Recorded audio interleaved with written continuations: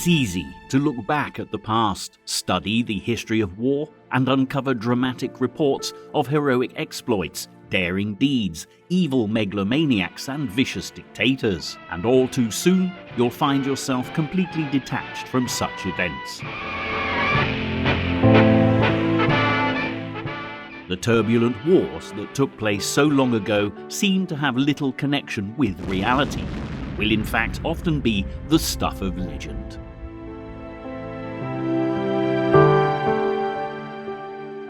Whether you consider the conflicts of the ancient Greeks, the battles for Troy, or Alexander the Great's conquest for world domination, what we now know often owes more to movie makers of the more recent past's interpretations.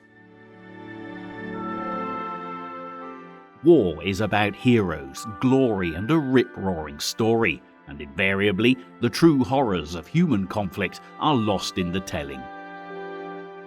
What's more, the adage that history is only ever written by the victors is extremely accurate, or it was, until the wider use of photography and film developed through the course of the 20th century, painting a very different picture indeed.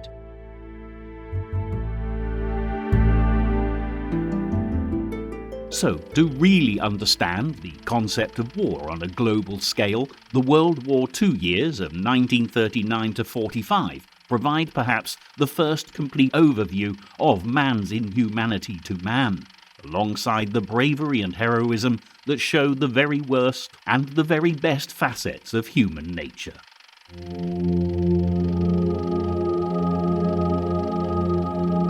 Incredibly, there are archive images from every stage of this conflict, and as we consider the events of the Second World War chronologically, this will build into the complete timeline.